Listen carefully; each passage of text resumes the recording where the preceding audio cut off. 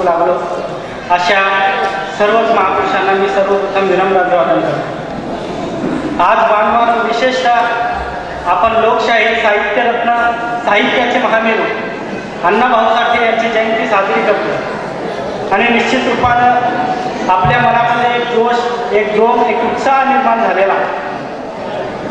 बांधवांनो, आपण अण्णाभाऊ साठेंची जयंती साजरी करत असताना 1 तारखेला 1 ऑगस्टला विशेषतः साजरी करतो। मग गायकांच्या, प्रमुख वक्त्यांच्या तारखा घेऊन आपण तो कार्यक्रम मागे पुढे करत असतो आणि आजच त्या हिशोबाने कार्यकर्त्यांनी 6 तारीख या तारखेचं नियोजन केलं आणि कार्यक्रमाचं नियोजन पाहता खूप चांगली गोष्ट आहे। अगदी मोठ्या संख्येनं समाज कार्यकर्ते या ठिकाणी उपस्थित आहेत। पण बांधवांनो, एक दुसरी खंत मनामध्ये अशी वाटते की आम्हाला 1 तारखेला 1 ऑगस्टला अण्णाभाऊ साठे आठवतात, मात्र म्हणजे मी एक फरक सांगतो की 1 ऑगस्टला अण्णाभाऊ साठेंचा जन्म झाला म्हणून 1 तारखेला महत्त्व आलेला, पण आमची परिस्थिती उलटी आहे। 1 तारीख आली म्हणून आम्ही अण्णाभाऊ साठेंना महत्त्व देतो, हे एक वास्तव। अण्णाभाऊ साठेंचे विचार आम्ही लक्षात घेता आम्ही हे समजलं पाहिजे की अण्णाभाऊ साठे डॉक्टर बाबासाहेब आंबेडकरांना गुरु मानतात आणि लहुजी वस्तादांच्या बाबतीत सांगायचं झालं तर लहुजी वस्ताद सावित्रीबाई फुलेंचे अंगरक्षक म्हणून काम करतात। यावरून आपण लक्षात घेतलं पाहिजे आणि फुले आणि बाबासाहेबांची जोडी जर पाहिली तर गुरु शिष्याची जोडी आहे। मग जर यांची गुरु शिष्याची जोडी होती तर मग आपण हे लक्षात घेतलं पाहिजे अण्णाभाऊ आणि बाबासाहेबांची सुद्धा गुरु शिष्याची जोडी आहे। जर माझ्या अगोदरच्या वक्त्यांनी, एका प्राध्यापकांनी मला वाटतं सांगितलं की सावित्रीबाईंवर शेण मारलं जायचं, विष्ठा मारली जायची, दगडं मारली जायची आणि त्याचं रक्षण म्हणून, त्याच्या रक्षणाची जबाबदारी म्हणून लहुजी वस्तादांनी ती जबाबदारी स्वतःच्या अंगावर घेतली होती। मग शेण मारणारे कोण होते? माझा विरोध जातीला नाही, जातीवादी व्यवस्थेला आहे, हे लक्षात घेतलं पाहिजे। मग शेण मारणारे लोक कोण होते?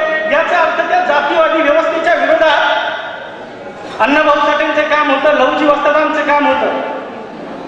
त्यानंतर अण्णाभाऊ साठेंच्या बाबतीत जर पाहिलं तर 1.5 दिवस शाळा शिकणारं व्यक्तिमत्व, पण 1.5 दिवस का, एक दिवस तरी पूर्ण पाहिजे, नाही तर 2 दिवस पूर्ण पाहिजे।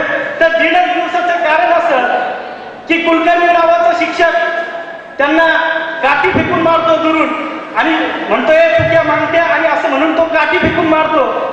याच्यावरून आपण लक्षात घेतलं पाहिजे जाती व्यवस्थेचे चटके अण्णाभाऊ साठेंना बसत होते। त्यांचं आंदोलन, अण्णाभाऊ साठेंचं आंदोलन जे आहे ते जातीवादी व्यवस्थेच्या विरोधात होतं। दुसरं एक महत्वाची गोष्ट मला अण्णाभाऊ साठेंच्या बाबतीत सांगावीशी वाटते की लोकशाही अण्णाभाऊ साठे सांगतात की 15 ऑगस्ट 1947ला आम्हाला स्वातंत्र्य मिळतं आणि 16 ऑगस्ट 1947ला लोकशाही अण्णाभाऊ साठे। एवढा मोठा पाऊस मुंबईत होता का? म्हणजे त्या पावसाची नोंद आजपर्यंत पुन्हा झालीच नाही।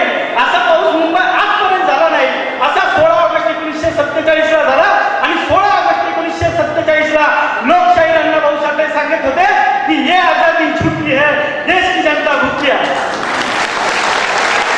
आणि अण्णाभाऊ साठेंनी केलेली घोषणा आज सुद्धा तंतोतंत लागू होत असेल तर आम्ही लक्षात घेतलं पाहिजे तत्कालीन सत्ताधारी लोक, तत्कालीन काँग्रेस, भाजपचे लोक, माफ करा भाजप नव्हती दरम्यानच्या काळात, परंतु काँग्रेसचे लोक दरम्यानच्या काळात सत्ताधारी होते आणि ते म्हणत होते आपल्याला सत्ता मिळाली, आता स्वातंत्र्य मिळालंय। मात्र अण्णाभाऊ साठे म्हणत होते नाही, हे स्वातंत्र्य खोटं आहे। आमच्या देशातले लोक आजही गरीब आहेत, परंतु अण्णाभाऊ साठेंच्या बाबतीत, समाजात कार्यकर्त्यांच्या बाबतीत जर पाहिलं तर संभ्रमावस्था एका जातीपुरतं मर्यादित करून ठेवल्यासारखे करून ठेवलं आम्ही अण्णाभाऊ साठेंना। अण्णाभाऊ साठे त्यानंतर दुसरा एक सुंदर मेसेज देतात की ही पृथ्वी शेषाच्या मस्तकावर तरलेली नसून कष्टकरी जनतेच्या हातावर तरलेली आहे। यातून ते विज्ञानवादी आहेत हेही आपण समजून घेतलं पाहिजे। आणि दुसरी गोष्ट, त्यांनी कष्टकऱ्यांना दिलेलं महत्व आम्ही लक्षात घेतलं पाहिजे। कष्टकरी काय कुठल्या एका जातीचा असतो काय?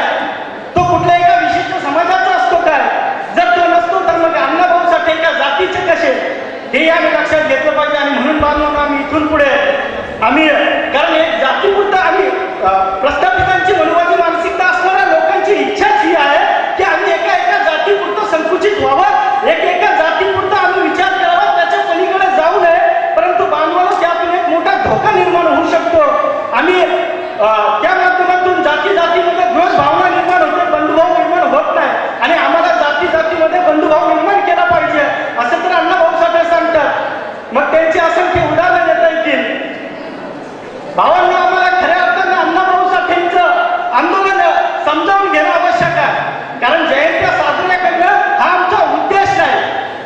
जयंत्या साजऱ्या केल्या पाहिजेत, करण्याला विरोध नाही, परंतु जयंती साजरी करणं हे माध्यम असलं पाहिजे.